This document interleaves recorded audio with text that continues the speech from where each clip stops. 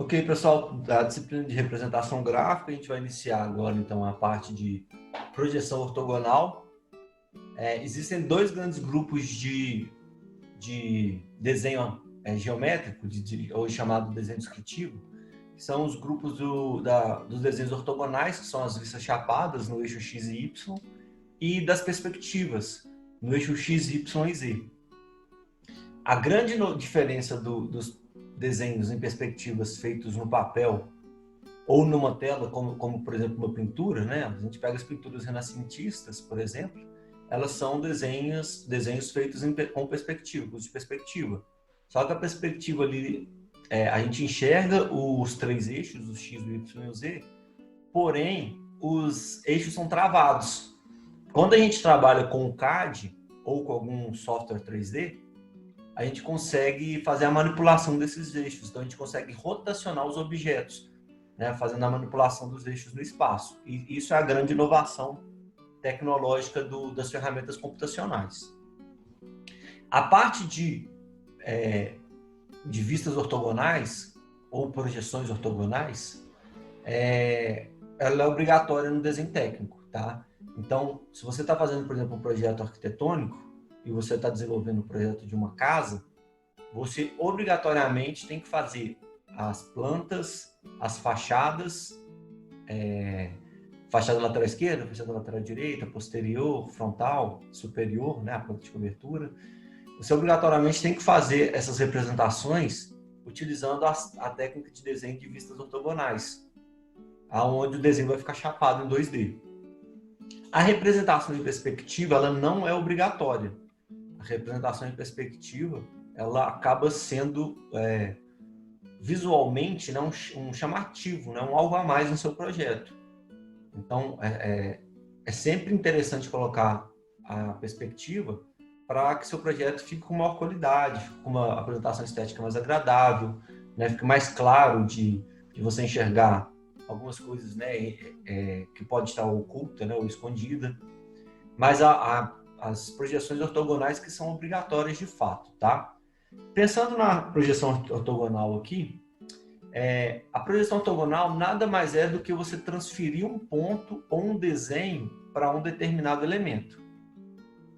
Quando a gente faz essa transferência, a gente precisa você precisa levar em consideração 3 elementos principais, ok? O primeiro elemento é o objeto, que é o elemento que vai ser representado. O segundo é o observador. Quem é o observador, né, e que posição que ele está em relação ao objeto. E o terceiro elemento é o plano de projeção, que é onde você vai desenhar. Seu plano de projeção pode ser um papel, pode ser um quadro, pode ser uma tela de cinema. Então, dependente, né, pode ser uma televisão. Então, o plano de projeção é onde vai ficar o resultado final do seu trabalho, ok? O observador, a posição do observador, vai determinar como vai ficar desenhada ou representada as suas linhas projetantes, que a gente chama de linha de visão. É sempre interessante, quando nós estamos desenvolvendo um projeto, que as linhas projetantes, se você não está fazendo um desenho artístico, tá? Se você está fazendo um desenho técnico, o ideal é que você considere as linhas projetantes como se elas fossem paralelas umas às outras, para que você consiga representar o objeto sem deformação ou em escala, mas numa escala que você consiga definir, ok? Aqui, por exemplo, no slide anterior, nós temos aqui um objeto, que é um ponto, e atrás aqui nós temos um plano de projeção. O objeto aqui é chamado de ponto Q, e ele representado no plano de projeção, ele é chamado de Q'. E a gente tem aqui uma linha imaginária, não existe, né? Mas é uma linha imaginária que é onde você transfere, é como se você seguisse aquele objeto até o seu plano de projeção e marca ele, ok? Aqui nessa próxima imagem, nós temos a representação de uma imagem, um elemento um pouquinho mais complexo, que é um triângulo. Aqui nós temos um triângulo ABC, aonde nós vamos nos posicionar em relação ao objeto. Então, o observador, imagina que nessa situação aqui, ó, o observador esteja exatamente aqui, ó, ok? Então, sou eu ali, o observador, aqui, ó, fazer uma boquinha, um olhinho, beleza? O nariz, né? A liguda ali. E eu estou observando esse triângulo. O que o observador está fazendo agora, na hora que ele vai representar o triângulo no plano de projeção, ele está transferindo aqui, simplesmente transferindo o ponto A do triângulo para o plano de projeção em linha reta. Então, por isso que o desenho agora, ó, ele só pegou aqui o ponto A e transferiu para o A'. Agora pegou o B, transferiu para o B'. Os pontos C para o C'. Observação. Se você transfere paralelo, as linhas paralelas umas às outras e batendo exatamente nos pontos, automaticamente a sua representação no plano de projeção vai ser do mesmo tamanho do objeto real.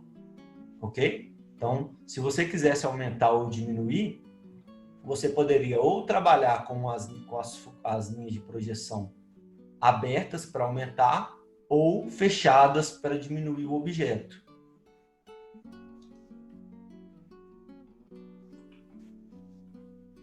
Nessa outra imagem aqui, nós temos aqui o que a gente chama de projeção. Quando a gente está desenvolvendo um projeto, é muito importante que o observador se posicione de forma correta na frente do objeto, para que essa construção das linhas de projeção saiam o mais reais possíveis. A melhor opção realmente é quando você consegue... A gente fala uma teoria no desenho de representação, a gente fala o seguinte: o melhor dos mundos é uma coisa que não acontece de verdade, porque o nosso próprio olho tem uma deformação e o planeta Terra, também o globo, tem uma deformação. Mas o melhor dos mundos, para você entender como é que essas linhas poderiam ficar paralelas umas das outras, é você imaginar que aquele objeto estivesse numa distância infinita do seu olho e, além dele estar numa distância infinita, que você esteja bem posicionado em relação ao objeto. Assim, você vai conseguir fazer com que todas as linhas de projeção que saem do seu olho, elas ficassem paralelas. Um jeito fácil de entender isso, olha só que bacana. Eu peguei aqui esse teclado aqui de computador. Se eu botar esse teclado aqui muito perto do meu rosto, a minha linha de visão, para eu olhar para os cantos aqui, se eu quiser olhar para... Eu estou bem posicionado aqui, mas se eu quiser olhar para esse canto superior direito, eu tenho que movimentar a cabeça para o canto superior direito. Se eu quiser movimentar o... Opa, peraí só um segundo. Se eu quiser agora olhar para o canto lateral esquerdo, eu vou ter que mexer minha cabeça para o lateral esquerdo. Quando eu faço movimento com a cabeça e com o olho, o que eu faço é inclinar a minha linha de visão. Então, se eu preciso representar um objeto e ele está muito perto de mim, eu não consigo enxergar ele por completo, sem mexer a cabeça, a minha linha de visão vai sair sempre inclinada, ou para baixo ou para cima. Então, por isso que a gente tem que tomar esse cuidado. Quanto mais afastado o objeto está do meu rosto, essa linha fugante aqui, ó, na medida que eu vou afastando, ela vai ficando mais reta, ó. Ela vai ficando reta, ela vai abaixando aqui, vai ficando mais reta. Por isso que a gente fala que o ideal seria que ela tivesse uma distância infinita, porque ela ficaria bem retinha, né? Mas a gente sabe que isso não acontece. Isso é uma teoria, né? Uma filosofia para entender como é que seria o ideal dessa representação. Além da representação que a gente chama de paralela ou cilíndrica, tá? Que é essa onde que a gente põe as linhas fugantes paralelas umas às outras para projetar no nosso plano de projeção, a gente tem um outro tipo de projeção, que é a projeção chamada de projeção oblíqua. Essa projeção, ela também é conhecida como projeção cônica. Tá? Se você ouvir falar oblíqua ou cônica, é a mesma projeção. Como que funciona essa projeção? É o exemplo que eu dei agora do objeto estar muito perto do observador e ele ter inclinar as linhas de visão. A partir desse momento, se eu tenho que inclinar para desenhar no plano de trás, na hora que eu transfiro esse ponto para o plano de trás, o meu desenho atrás ele vai ficar maior do que o desenho real. Isso é fácil de entender nesse desenho aqui, nessa figura que eu coloquei aqui para vocês aqui no slide, onde a gente tem um observador pequeno, nós temos um triângulo aqui que é o nosso objeto, e na hora que o observador ele mexe para conseguir enxergar o triângulo inteiro, ele olhou para cima e vai representar no plano de trás. A linha de visão dele, olha, quando ela vai lá para trás, ela está abrindo. Então, essa linha aqui, ó, observe que interessante que ela sai daqui e ela vai... Opa, só um segundo, botar a linha reta. Essa linha de visão aqui, ó, ela vai abrir para pegar o ponto A. Quando ela pegar o ponto B, ela vai abrir mais ainda. E quando ela passar pelo ponto C, ela vai ficar um pouquinho aqui mais embaixo, né? Mas a distância entre AB, BC e CA é maior do que no objeto real, porque as minhas linhas de visão, elas estavam inclinadas. Gente, isso é o que acontece no mundo real na luz aqui do escritório, por exemplo. A luz aqui, se eu quiser projetar uma sombra na parede, quanto mais perto eu tiver da lâmpada, maior minha sombra vai ficar na parede. Quanto mais longe eu tiver da lâmpada, menor minha sombra vai ficar na parede. Por que isso? Porque quando eu vou me aproximando demais da lâmpada, eu vou tampando os feixes de luz, que né, meu próprio corpo vai tampando os feixes de luz paralelos e vai deixando passar só os inclinados. Aí quando o eixo de luz inclinado bate na parede, ele está aberto. Né? Um outro exemplo disso é a sala de cinema, né? Quando a gente tem uma projeção de um filme de cinema, o que a gente tem, na verdade, vou desenhar aqui uma câmera para vocês verem. Ó. Tem aqui imagina assim, situações que é uma câmera com uma lente, né? A lente é arredondada. Vou botar a lente aqui. Ó. Lá no cinema, quando vocês vão no shopping para assistir um filme, o projetor do cinema é um projetor pequeno, né? O diâmetro ali da lente é em torno de 10 centímetros. Então, o projetor pode ter uma pequena variação, né, dependendo do projetor, mas de 7, 10, né, 12 centímetros, mas a média é essa, de 10 centímetros de lente. Tá?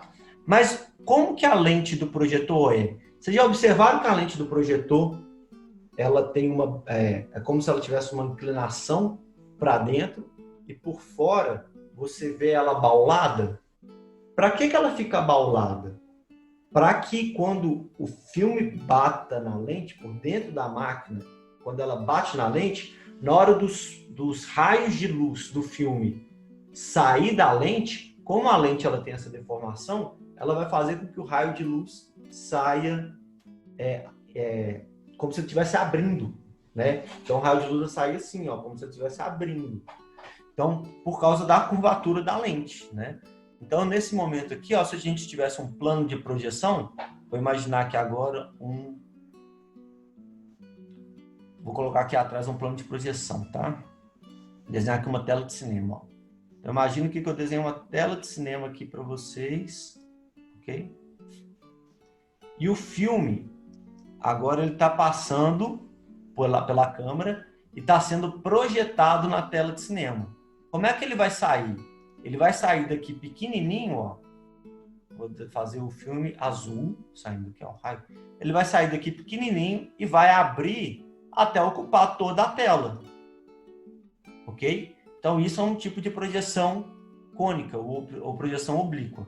É por isso que quando, por exemplo, todo mundo aqui já deve ter comprado um filme pirata no camelô, né? Em alguma vez da vida. Hoje em dia não está mais... A galera tem deixado de fazer isso por causa principalmente da facilidade que hoje com a internet, né, com softwares e empresas como Amazon, Netflix, etc., que tem dado mais possibilidades dos usuários assistirem filmes sem precisar comprar um DVD pirata, né? Mas todo mundo aí já deve ter comprado um DVD pirata, que em algum momento, o cara do DVD pirata, qual que é o mais comum de filme pirata, né, galera? O cara leva uma câmera para dentro do cinema e grava escondido o filme no telão. Gente, a qualidade é horrível, né? E o que mais acontece nesse tipo de gravação é quando alguma pessoa levanta, né, no meio do filme, aí você vê a cabecinha da pessoa, né, pequenininha, e a sombra da cabeça da pessoa lá no telão gigante, né? A pessoa às vezes tem uma cabeça lá de 20 centímetros e no telão sai uma sombra de 2 metros, né? Por que que acontece isso? Detalhe importante, quanto mais perto a pessoa estiver da lente do projetor, maior a sombra vai estar. Quanto mais afastado ela estiver da lente, menor a projeção vai ficar. Então aqui, por exemplo, ó, se eu botar uma pessoinha aqui, ó. Alguém ia fazer alguma pergunta, turma? Não ouvi. Não? Ok. Então aqui, galera, ó. A partir do momento que eu botei uma cabeça aqui de uma pessoa, tá? Botei aqui um corpinho. A pessoa levantou lá no meio do cinema, beleza? Como é que vai sair essa sombra da pessoa aqui no filme? Vou pegar aqui um raio amarelo e olha a lente, olha, ela vai bater nesse ponto aqui da cabeça da pessoa e vai passar até o telão. Depois ela vai pegar esse ponto aqui da cabeça da pessoa e vai passar até o telão. Olha o tamanho da sombra da cabeça dessa pessoa no telão. Ficaria esse cabeção aqui, ó. Então isso é a projeção cônica, chamada de projeção oblíqua, tá? Nesse momento nós vamos dar foco na projeção paralela, que é a anterior, ok? Depois, em outra oportunidade, a gente vai aprender a oblíqua com mais detalhe, tá? Mas no momento a ideia é a gente aprender a projeção oblíqua. Então, essas são as duas diferenças principais. Continuando aqui, então, vamos lá. Galera, toda vez, agora voltando para a projeção oblíqua, ou a chamada projeção paralela, sempre que nós vamos desenhar um objeto técnico, nós temos que representar 6 vistas desse objeto. Tá? Então, se eu estivesse, por exemplo, fazendo o projeto desse celular aqui, ó, eu teria que desenhar 6 vistas desse celular. Qual que seria as vistas? O que a gente chama de vista frontal, o que eu chamo de vista superior, o que eu chamo de vista inferior, a lateral esquerda, a lateral direita e a posterior, que é os fundos do celular. Então, eu tenho que desenhar todas as vistas. Ok? Aqui no slide, por exemplo, eu coloquei aqui um elemento prismático, uma peça prismática, que poderia ser um prédio ou poderia ser uma peça mecânica, né? Ou uma pecinha de computador, né? Não importa qual a finalidade. Mas observem ó, que para esse elemento, se eu fosse fazer o projeto técnico dele, eu separei aqui, eu coloquei uma setinha se chamando de A, B, C, D, E e F. E cada setinha indica uma vista. Então, a vista A, ó, a setinha A é a vista frontal. Quando eu fiz isso, eu determinei qual que é a vista frontal do objeto. Então, é a primeira coisa que eu tenho que fazer. Eu tenho que olhar para o objeto e falar assim, o que é a frente? O que é em cima, o que é embaixo? Né? Então, a gente vai determinar o que é a lateral esquerda, o que é a lateral direita, o que é inferior, o que é a parte de trás. E você vai colocar esses nomes aqui nessas vistas. Vista frontal, superior, lateral esquerda, lateral direita, inferior e posterior. Então, principalmente a galera da mecânica, tá? O pessoal da engenharia mecânica, são os que mais precisam desenvolver projetos elaborando todas as vistas. Tá? A galera da engenharia civil, como eles desenvolvem mais projetos de prédios, de casas, dessas 6 vistas, tem uma que eles não precisam desenhar. Tá? Quando você está aprovando um projeto lá na prefeitura de Belo Horizonte, por exemplo, aí você não precisa desenhar a vista inferior. A vista inferior é como se você fosse uma minhoca que estivesse debaixo da terra e olhasse para a laje, né, que está embaixo da terra. A prefeitura não quer saber isso, né? Esses detalhes de laje, de fundação, você vai colocar lá no projeto estrutural, onde você vai ter lá o seu desenho de representação de fundação, etc. Mas, como que a casa vai ser por baixo, ninguém precisa saber. Então, essa é a única vista que não é obrigatória a ser representada na arquitetura e na engenharia, tá? A vista inferior. Todas as outras 5 são obrigatórias. Vou fazer o prédio de um prédio. Todas as 5 vistas, menos aqui a vista inferior.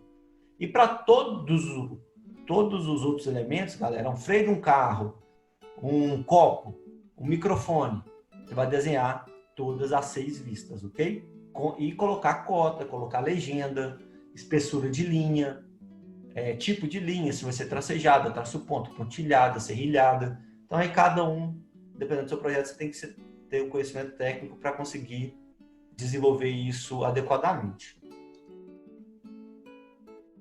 Agora vem uma informação importante, que é o seguinte. Quando a gente define... Como é que a gente faz para definir o que é parte de baixo e o que é parte de cima de um objeto? Isso é um pouco complexo. Por que é complexo?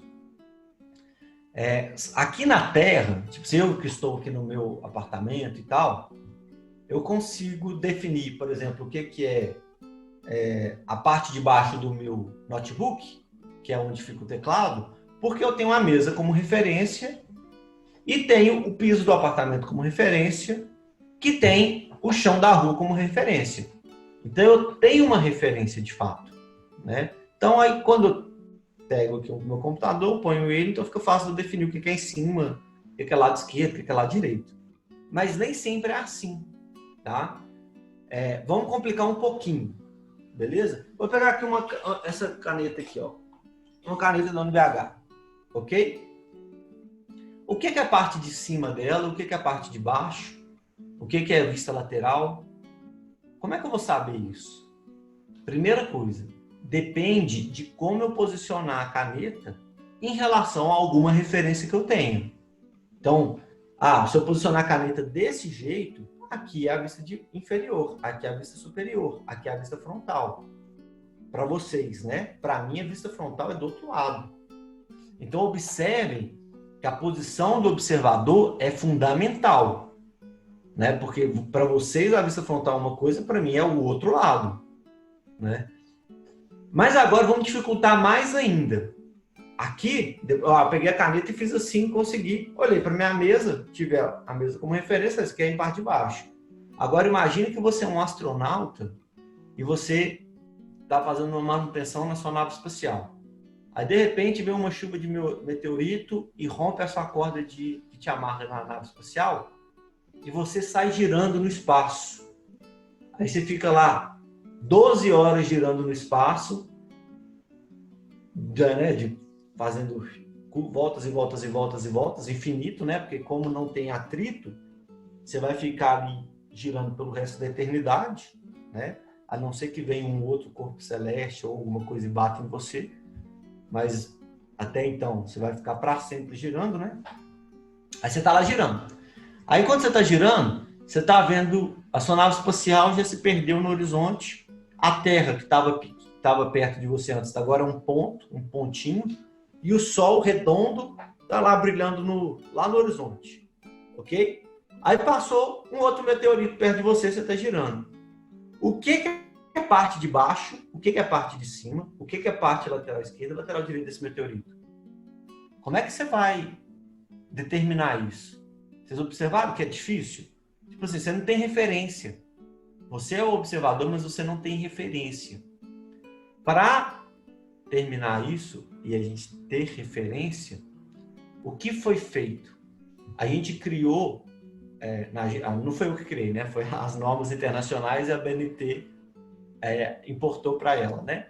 Mas a BNT desenvolveu, né, baseado em algumas normas internacionais, o elemento que a gente chama de diedro. O que é o diedro? O diedro é você dividir o espaço em dois planos que se cruzam. Um plano horizontal e um plano vertical. Então, você vai ter esses dois planos se cruzando, ok? Quando você cruza esses dois planos, automaticamente, se você pegar um plano horizontal e um plano vertical, você divide o espaço, o universo em quatro áreas, né? Então, o que está em cima e do lado esquerdo desse plano, o que está em cima e do lado direito desse, o que está embaixo do lado direito e o que está embaixo do lado esquerdo. Então, você dividiu o universo em quatro planos. Foi o que eu fiz aqui nesse slide, ó. Então, eu peguei o universo e dividi nesse primeiro plano, nesse segundo plano, nesse terceiro plano, ok? E, por último, nesse quarto plano. Beleza? Próxima informação importante.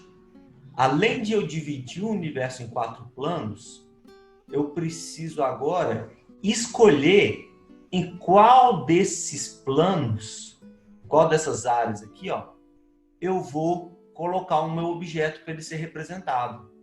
Por que isso? Lembra do astronauta perdido no espaço, que ele não tem referência? A gente está criando esse plano horizontal e esse vertical. Do outro lado, a mesma coisa, um lateral e um vertical. Aqui, vertical e um lateral. A gente está criando esses planos para a gente ter referência. Então, dependendo de onde você posicionar o seu objeto, se você posicionar ele, por exemplo, nessa área que a gente chama de primeiro diedro, ela vai ficar representada completamente ao contrário do que se ela tivesse representada no terceiro diedro. Porque os seus planos de referência estão invertidos. Então, por isso que é importante vocês entenderem a importância de dividir o universo em diedros e entender a importância de escolher o diedro correto para fazer sua representação. No Brasil e na Europa, nós fazemos a representação do objeto no primeiro diedro. A gente faz a representação do objeto sempre no primeiro diedro.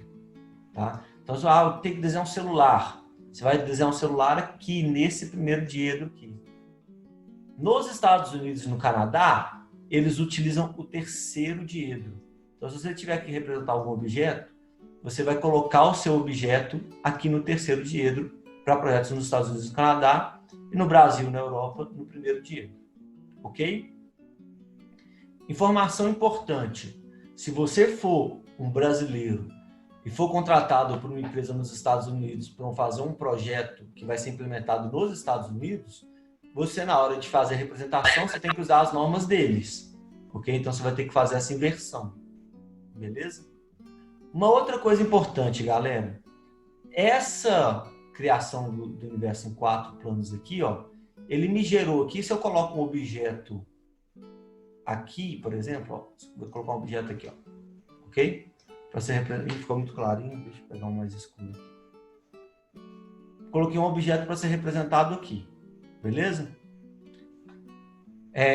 Quando eu escolhi representar esse objeto aqui, eu defini que esse meu plano aqui é o plano inferior e esse aqui é o meu plano lateral, é o plano lateral esquerdo, ok? Então, esse é um plano inferior e esse é o plano lateral esquerdo.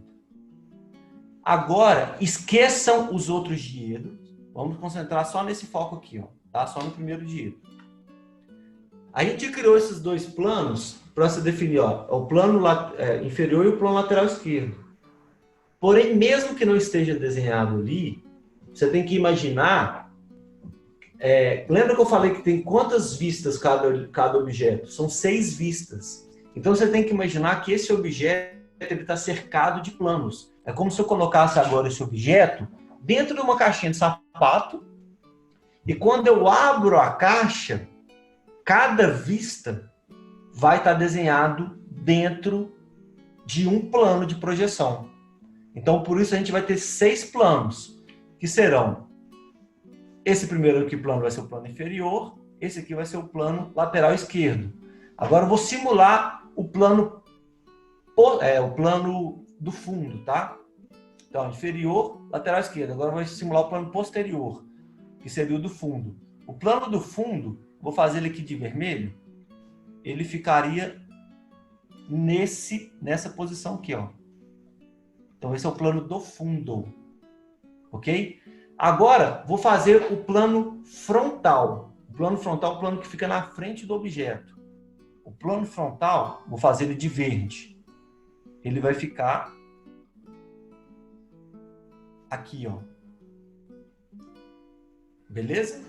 Eu observo que o nosso objeto estaria dentro dessa caixinha. Agora eu vou desenhar o plano superior, tá? O plano superior ficaria aqui em cima. Então, o plano superior, deixa eu fazer com a setinha aqui, ó. Fazer ele de marrom. Vou pegar aqui, ó. Ele ligaria esse ponto, esse ponto. Esse ponto, esse ponto. Beleza? Eu vou desenhar aqui um outro link aqui, ó, só para ficar bonitinho. Vou colocar aquele representado aqui, ó. Esse seria o plano superior. E o último plano que seria criado seria o plano lateral direito aqui, ó. Então, esse aqui seria o plano lateral direito. Então, eu teria mais um planinho aqui, ó. Tá. E o nosso objeto dentro da caixinha. O nosso objeto vai estar dentro dessa caixinha. Vocês conseguem imaginar agora, se eu pego uma caixinha quadradinha dessa, e eu falo assim, eu vou desmontar essa caixinha. Eu vou começar a abrir. Eu vou abrir a tampa. Pá. Agora eu vou abrir a frente. Tá, agora eu vou abrir a lateral. Agora eu vou abrir a outra lateral. E vou abrir o fundo. Né? Como que fica o desenho dessa caixinha aqui aberta? Ela vai ficar assim, ó. Vou pegar aqui, ó. Olha a caixinha sendo desconstruída. Tá vendo? Essa caixinha está sendo desconstruída. Beleza? Está sendo desmontada. Antes de aprofundar aqui agora na caixinha, a gente, em cada plano da caixinha, vai ficar representada uma vista. Então, você vai ter um plano com a vista frontal, um outro plano com a lateral esquerda, um outro plano com a lateral direita e assim por diante. Daqui a pouco a gente volta aqui para aprofundar, tá? Vou pegar essa imagem aqui para ilustrar agora como a gente faz a representação do objeto no plano do fundo. Aqui, por exemplo, nós temos uma criança, que é o observador, olhando para um dado. Esse dado, ele contém aqui o número 3 nessa vista, tá? Para a criança, essa vista aqui é a vista frontal, né? Porque ela está de frente para a vista 3. E para essa criança, o número 2 é a vista superior. E para a criança, o número 1 é a vista lateral direita, porque está do lado direito dela. Ok? Então, vamos prosseguindo. Ó. Então, a gente tem ali observador. Ó, então, imagina que eu sou a criança. Eu tenho o objeto. E o que eu preciso agora é do plano de projeção. Então, agora que é o segredo que a galera mais tem dúvida em relação à representação do primeiro diedro. Essa posição aqui é o que a gente desenha no primeiro diedro. A gente faz o seguinte, a gente desenha a vista frontal do objeto, ok? No plano atrás dele. O plano que está atrás do objeto, se essa aqui é a minha vista frontal, eu vou desenhar a vista frontal no plano posterior. Se eu quiser desenhar a vista lateral direita, eu vou me posicionar à direita do objeto e eu vou desenhar a vista lateral direita no plano esquerdo. O plano esquerdo está atrás da vista lateral direita. Se eu quiser desenhar a vista lateral esquerda, eu vou inverter e vou desenhar ela no plano atrás da vista lateral esquerda, que é o plano direito. Se eu quiser desenhar a vista superior, eu tenho que me posicionar acima do objeto. Por quê? Para eu ver os detalhes. E eu vou representar a vista superior no plano atrás da vista superior, que é o plano posterior, ou o plano dos fundos. E o último plano, se eu quiser desenhar a vista inferior, vai ser a vista onde fica lá a caixinha de som, né? Entrada de carregador. Eu vou me posicionar embaixo do objeto e vou desenhar a parte de baixo do objeto na tampa da caixinha. Então, no plano superior, eu vou desenhar a vista inferior. Entenderam a lógica? Então, esse é o conceito. Entendam isso. Eu sempre represento, no diedro, em projeção ortogonal, eu sempre represento a vista do objeto no plano atrás dele. O plano atrás dele é o plano com o nome inverso. Então, o seu plano direito recebe a vista esquerda. O plano inferior recebe a vista superior. O plano frontal recebe a vista posterior. O plano posterior recebe a vista frontal. Essa é a lógica, tá, galera? É só isso, pensar observador, objeto e o plano atrás. Ok? O que isso vai interferir, turma? Vai interferir nisso aqui, ó. Vamos lá. Então, primeiro, vou repetir esse desenho aqui em outras atividades, mas já explicando aqui para ficar fácil de vocês entenderem, terem mais exemplos. Nessa imagem aqui, observe o seguinte. Essa aqui, essa parte aqui de cima, isso aqui é um elemento prismático que parece um degrau, né, ou uma escadinha, né? Poderia ser qualquer coisa, né? Poderia ser um galpão, poderia ser o que quiser. Está sem escala aqui. Mas observe o seguinte. Quando eu quero desenhar essa vista de cima aqui, ó, se eu quero desenhar a vista de cima, eu tenho que transferir os pontos de cima para o plano de baixo. Porque eu vou estar em cima do objeto. Imagina como se eu fosse o Capitão Hamilton, né, lá da Atena. Eu estou no helicóptero aqui em cima do objeto, ó. Estou aqui no helicópterozinho, ok? Fazendo aqui um helicóptero com as... Estou voando aqui nesse helicóptero aqui, ó. Beleza? Quando eu estou vendo esse objeto por cima, se eu estou em projeção ortogonal, lembre-se que eu vou enxergar essas linhas aqui, ó, sempre paralelas, ok? Essas são as minhas linhas de visão. Lembra que a gente teve, lá para trás, a gente falou da linha de visão? Então, eu vou pegar essas linhas aqui, ó. Todas essas linhas que eu vejo, elas sempre vão estar umas paralelas às outras. E o que eu vou fazer? Eu vou passar cada linha de visão dessa por um ponto do objeto e depois vou transferir esse ponto da vista superior para o plano de baixo. Então, olha que legal, olha, esse ponto aqui eu vou transferir, deixa eu mudar de cor, que está vermelho no livro, vou colocar magenta. Então, esse ponto aqui, que eu vou chamar de ponto A, eu vou transferir lá para baixo. Esse ponto aqui, que eu vou chamar de B, eu vou transferir lá para baixo. Esse ponto aqui, que é o C, eu transfiro lá para baixo. O D, eu transfiro lá para baixo. O E, vou transferir lá para baixo. O F, vou transferir lá para baixo. Ok? Depois que eu fiz isso, depois que a gente fez a transferência dos pontos, a gente simplesmente liga os pontos. A gente vai começar a ligar os pontos para fazer a representação do objeto. Ok? Daqui a pouquinho eu vou explicar para vocês a diferença de espessura de linha, tá? Por enquanto eu estou só explicando a transferência de pontos. Mas vai entrar alguns elementos técnicos aqui ainda, que são a linha tracejada, a linha traço-ponto, a linha traço dois pontos, espessura de linha, vai entrar alguns elementos técnicos ainda que eu estou deixando um pouquinho mais para frente, só para vocês se acostumarem com a ideia da transferência dos pontos, beleza? Então, olha, vista superior eu transferi para o plano inferior, ok? A vista lateral direita, que é essa aqui, ó, eu vou transferir para o plano lateral esquerdo. Então, eu vou pegar esse ponto aqui, ó, que eu vou chamar de A, vou transferir para lá. Vou pegar esse ponto aqui, vou chamar de B, transfiro. Esse ponto aqui, chamo de C, transfiro. Esse ponto aqui, chamo de D, transfiro. E, transfiro. F, transfiro. E depois eu só ligo os pontos. Viu que fácil? É extremamente simples. Mas a galera erra, porque às vezes ela não entende que a vista ela é representada no plano dos fundos, no plano atrás do elemento. Então, por isso que é sempre a vista ela fica no plano contrário do que ela é. Tipo, seu plano direito recebe a vista esquerda. Entendeu?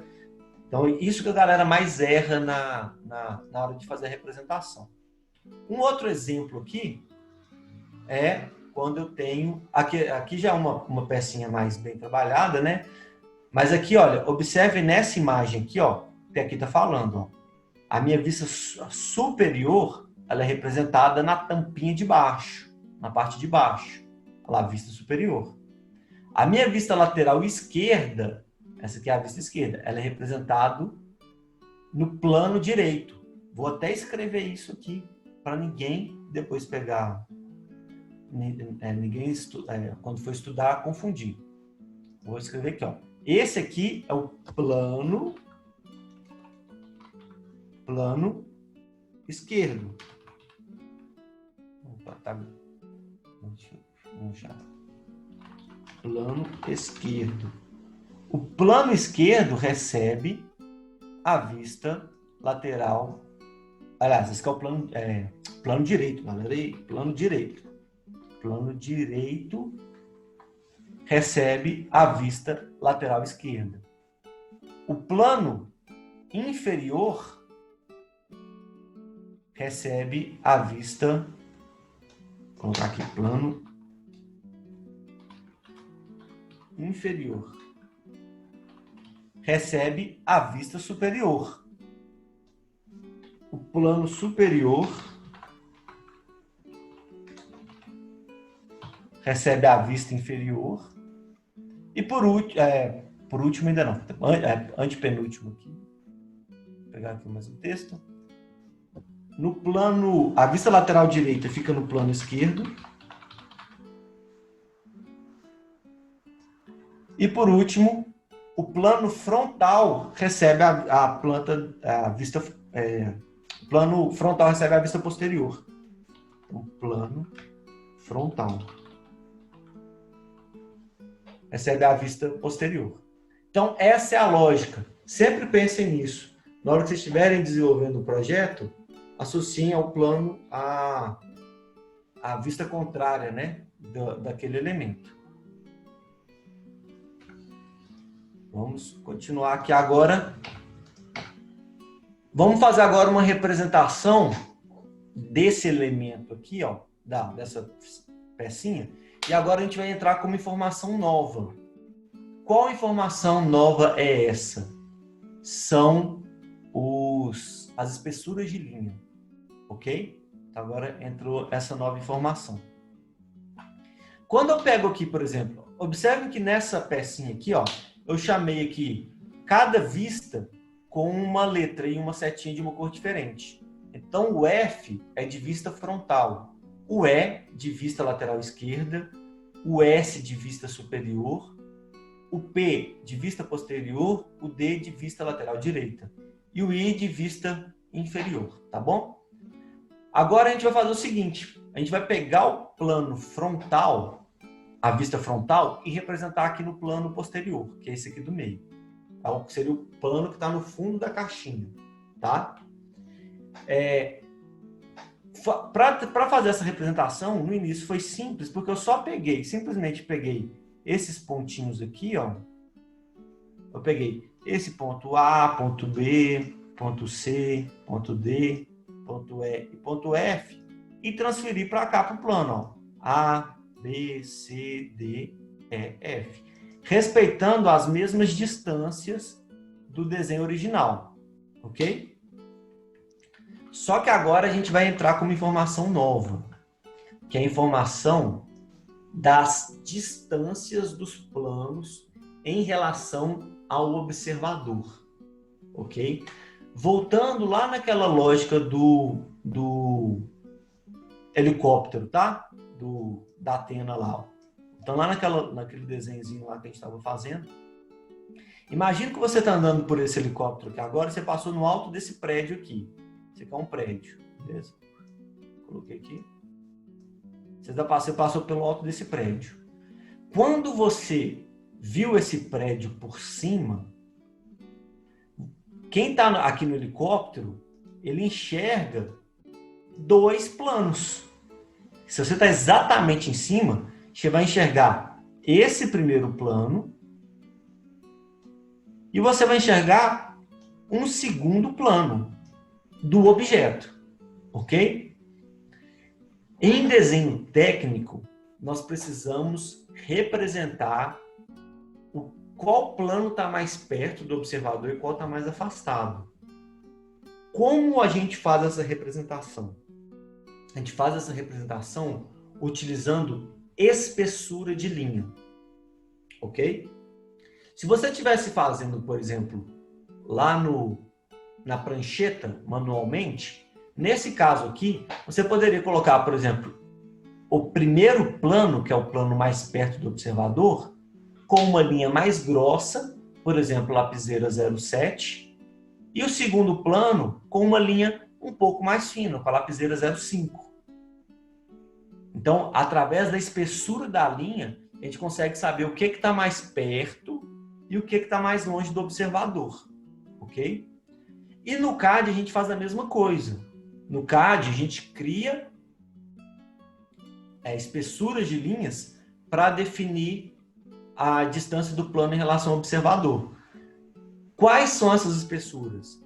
O ideal é você criar lá no CAD layers, né, com espessuras de linhas diferentes, como, por exemplo, o layer P00 com espessura de linha 0, P01, P02, né, assim por diante, você vai aumentando a espessura de linha para fazer essas representações, ok? Só que tem uma coisa, existe um limite, tá? Imagine, por exemplo, que você foi contratado para desenhar a vista frontal da escada que vai até o Cristo Redentor. Te pega lá embaixo na rua e vai até o Cristo Redentor. Quantos 1000 degraus tem da rua até o Cristo Redentor? Não dá nem para contar, né? É até difícil de contar. Então, imagina se você tivesse que criar um plano para cada degrau, né? Para cada espelho, né? A escada ela é composta de um elemento chamado piso e espelho. O conjunto do piso com o espelho forma um degrau, tá? Então, quando você desenha uma escada de frente, na verdade, você desenha o espelho da escada, né? Que é a parte da altura. O piso é onde você põe o pé. Então, para cada espelho ali da escada, você teria que desenhar uma espessura diferente? Não, tá? Não precisa. Você, como projetista, você tem a liberdade de definir até onde é importante você fazer essa diferenciação. Qual que é, de fato, a importância, tá? É a gente criar pelo menos 4 planos com espessuras de linhas diferentes.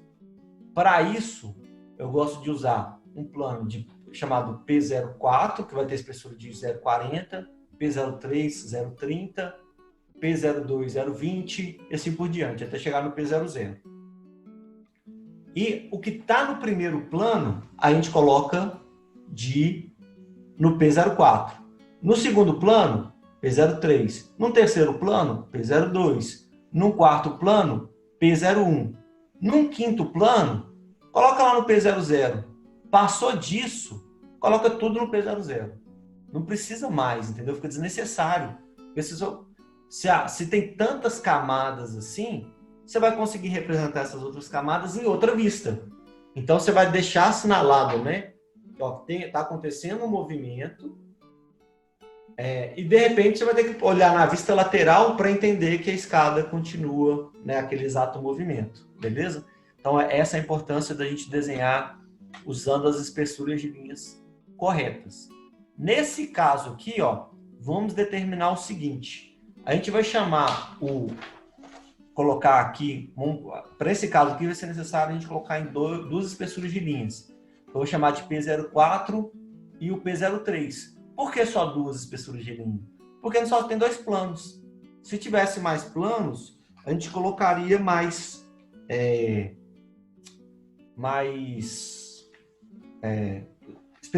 cores, né? Mais espessuras.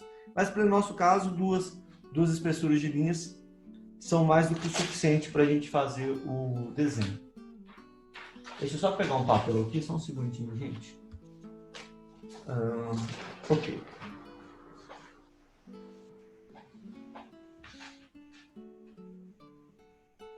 Beleza. Então, prosseguindo aqui, Vamos fazer o seguinte agora. Para essa aula específica, nós vamos criar dois layers. Seria criar dois layers. A gente não está mexendo no CAD aqui, mas eu vou simular a criação de dois layers. Quais serão esses dois layers que eu vou criar? Eu vou criar um layer chamado P04, que vai ser um azul escuro. Tá? Então, esse layer aqui, P04 aqui, vai ser um azul escuro, que é o primeiro plano. Tá? Então, vou até escrever aqui, ó, layer primeiro plano. Primeiro plano. Seria o P04. E a gente vai criar um segundo layer, que a gente vai chamar de P03, que vai ser um azul cian. A gente lembrando, no CAD, não existe norma para cor de linha. Existe norma para espessura e tipo de linha.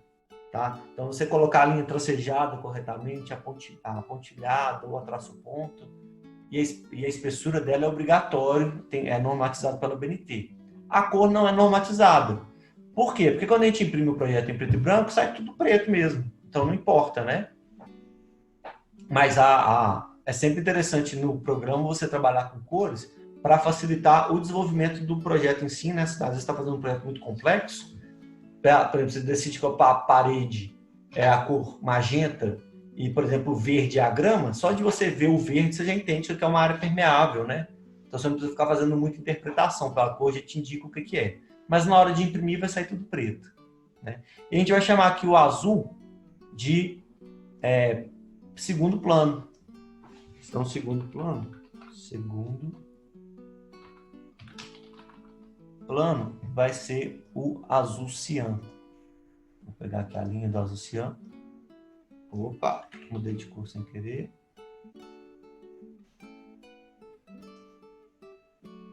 Mudei de cor aqui sem querer. Então, a gente tem essas duas considerações aqui, ó. O primeiro plano, P04, azul escuro. E o segundo plano, o P03, magenta. Beleza? Continuando, então. Então, agora vamos iniciar a construção da vista frontal. Beleza? Então, lembrando, a vista frontal é esse F aqui, ó. Na hora que eu vejo a frente dessa peça, o que eu enxergo? Eu enxergo como se fosse um L deitado. E a peça toda transpassa ela inteira aqui, ó, sem nenhum detalhe. Não tem nenhum recorte no meio dela, não tem nenhum buraco, não tem nenhum vazado. Então, quando eu enxergo essa peça aqui, o que eu vejo de verdade é só um plano. Se eu vejo só um plano, eu vou fazer esse desenho dentro do layer primeiro plano, que vai ser a espessura 0,4. Então, eu vou vir aqui e mudar para o azul escuro e vou desenhar toda essa figura aqui, ó, com a linha grossa do layer que está representando o primeiro plano do objeto. Então, agora nós temos esse L aqui corretamente desenhado. Beleza? Vamos para a próxima figura. Agora a próxima figura vai ter dois planos. Quais planos serão esses? Vou pegar aqui, ó, vista superior, tá? Estou desenhando a vista superior. Quando eu olho a vista superior aqui por baixo, ó, aqui, ó, ligando aqui, eu vejo esse primeiro plano mais alto e esse segundo plano mais baixo. Como que eu vou fazer para representar os dois planos? O plano mais alto é um retângulo aqui, ó. Eu vou pegar o ponto A, B, C, D dele, vou transferir para a vista superior, vou ligar e vou colocar dentro do primeiro plano, que é o P04 azul escuro. Então, eu vou desenhar esse plano aqui com a linha escura e grossa dentro do primeiro plano. O segundo plano vai ficar, que é esse de baixo aqui, vai ficar dentro do P03, que é essa linha azul cian. Então, essa figura está representada já corretamente. Vocês conseguem observar? Para essa vista superior, concentra só nela e tenta imaginar assim, o que está mais perto de mim? Só pela espessura da linha, o cérebro automaticamente ele consegue fazer essa dissociação. É como se uma coisa estivesse mais próxima e outra um pouquinho mais afastada, né? Porque isso acontece porque essa caneta aqui, se eu coloco muito perto do meu olho, vai parecer que o tubo é grosso. Se eu coloco afastado, quanto mais afastado está, mais fino ele vai ficando. Então essa é a lógica. É muito perto do olho, grosso, meia distância médio, longe do olho fino. É isso que a gente está fazendo, ok? Vamos continuar. Ainda vai entrar alguns detalhes aqui importantes, tá, galera? Vou fazer agora as vistas mais fáceis para a gente depois ir para as mais difíceis.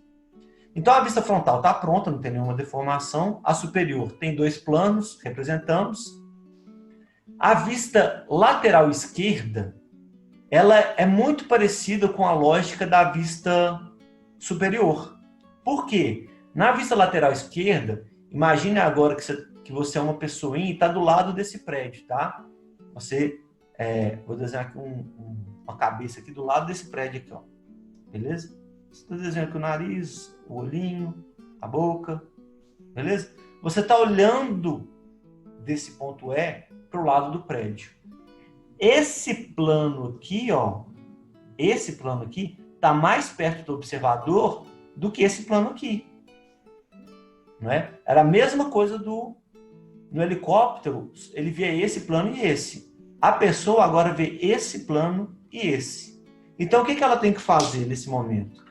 Ela vai pegar o primeiro plano, vai pegar o ponto A do primeiro plano, o ponto B, o ponto C e o ponto D que está ali embaixo escondido e vai transferir para essa caixinha. Então, aqui, né, para o nosso diedro. Então, nesse momento, olha, o que nós vamos fazer? Vou clicar aqui no Annotate e vou desenhar aqui o que está no primeiro plano. Então, meu primeiro plano aqui, linha azul escura. Linha azul escura.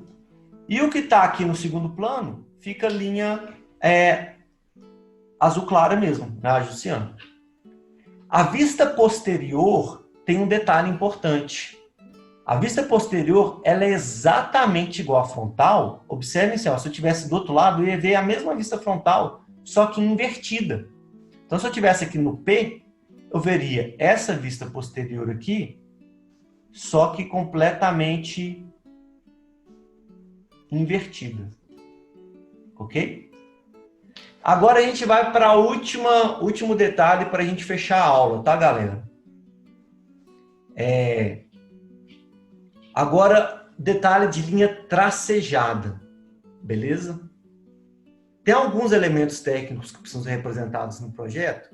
O primeiro elemento técnico é você identificar que vista é aquela. Então, você tem que posicionar dentro do diedro e escrever que aquilo é a vista lateral esquerda, posterior, superior, frontal. Você tem que escrever.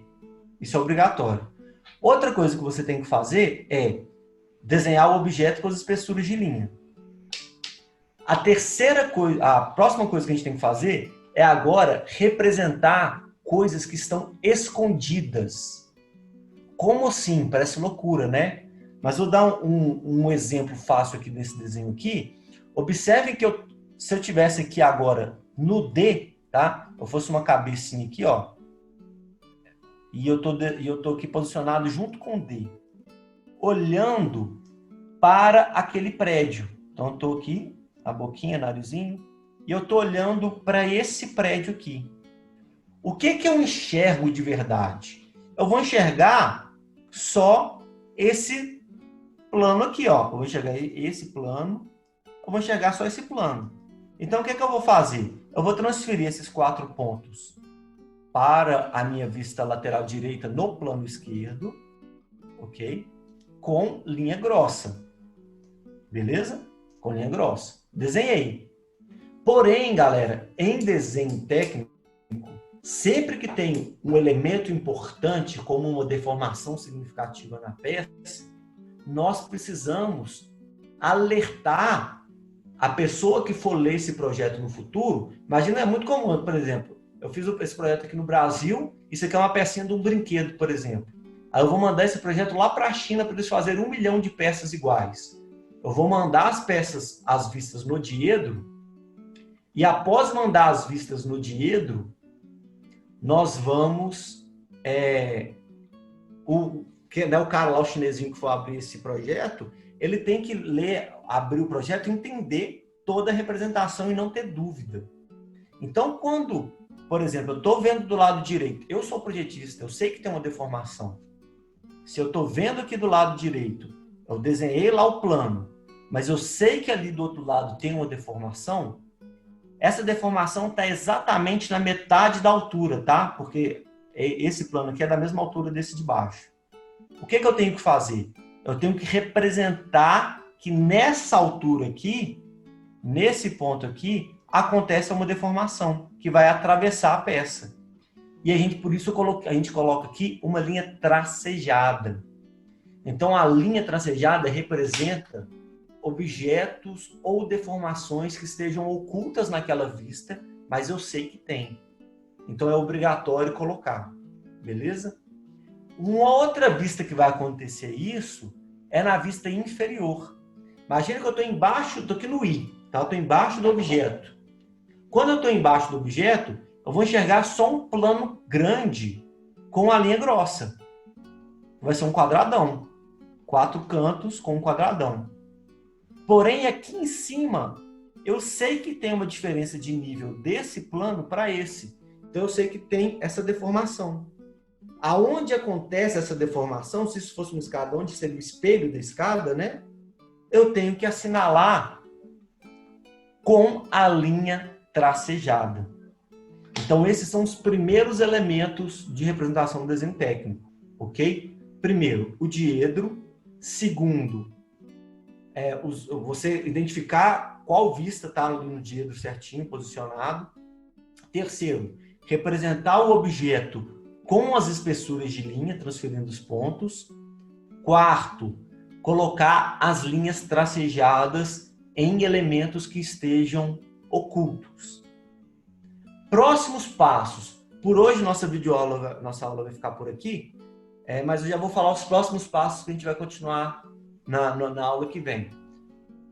Colocar cotas, que são as dimensões, né, do projeto, as legendas, né, identificando quando for necessário, né, algum elemento ou cor que vai representar exatamente alguma coisa, a gente vai fazer uma tabela.